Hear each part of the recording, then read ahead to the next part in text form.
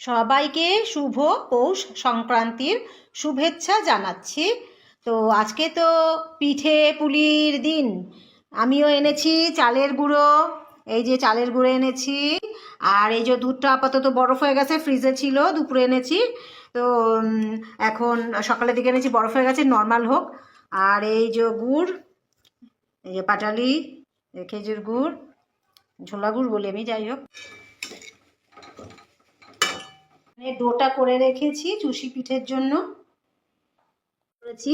এই যে দেখো এইরকম হবে, চুষি পিঠে বানাচ্ছি এরকম হবে।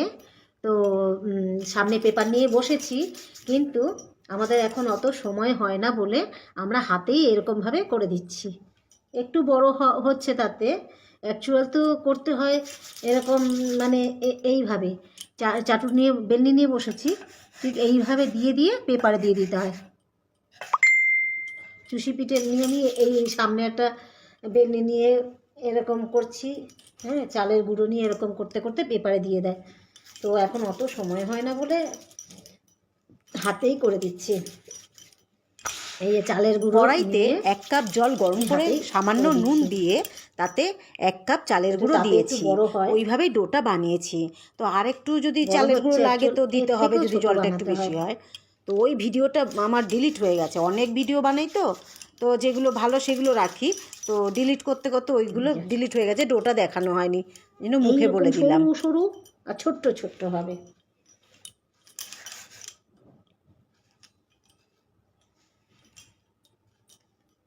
কড়াইতে 1 কাপ জল গরম করে সামান্য নুন দিয়ে 1 কাপ চালের গুঁড়ো দিয়েছি, এইভাবে ডোটা তৈরি করেছি। হয়ে গেছে, এখন এই যে বাকি আছে।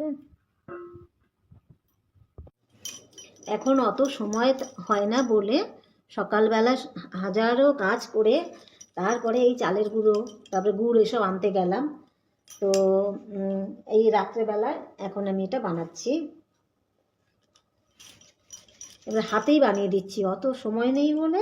এরকম ডলে ডলে, চাটুতে ডলে ডলে পেপারে ভর্তি করা, ওটা আর হচ্ছে না, খুব সরু সরু করে করতে হয়, সেটা আর করছি না। এইভাবে হাতে করে দিচ্ছি।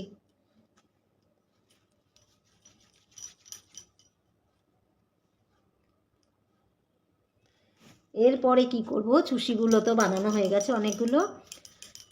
তো এরপরে দুধটা জাল দিয়ে রেখেছি একটু, তারপরে এখনও আবার যখন বসাবো, এটা যখন বানাবো, তখন আর একটু জাল দিয়ে তাতে চিনিটা দেব।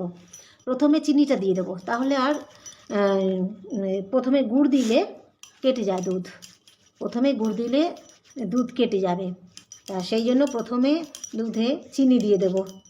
1 কাপ চিনি দেবো আগে, 1 কাপ কি 1.5 কাপ চিনি দেব, তাতে এই চুষিগুলো দিয়ে দিতে হবে।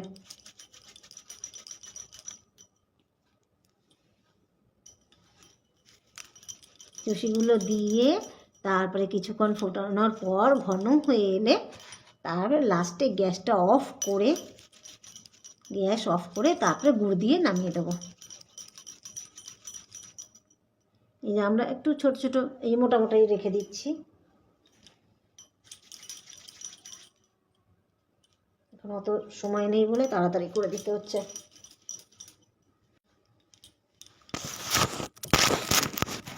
এটা তো শক্ত, তাই একটু জলে এটা গলিয়ে নিচ্ছি, পাটালি গুঁড়োটা। গুড়টা শক্ত, তাই একটু জলটা গরম করে গলিয়ে নিলাম। এই যে আমার চুষি পিঠে রেডি হয়ে গেছে। দুধটাকে জাল দিয়ে 1 কাপ চিনি দিয়েছি, প্রথমেই গুড় দেওয়া যাবে না, গুড় দিলেই কেটে যাবে।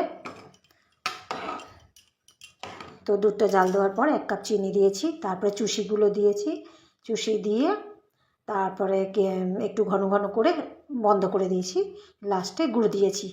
তারপরে গুড় দেওয়ার পর কিছুক্ষণ পরে এই যে নাড়িয়ে নিলাম, ব্যাস রেডি, চুষি পিঠে রেডি হয়ে গেছে।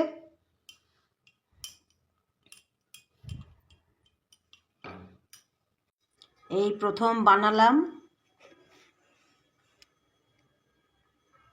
খেয়ে দেখলাম ভালোই হয়েছে, আরও রাখা আছে।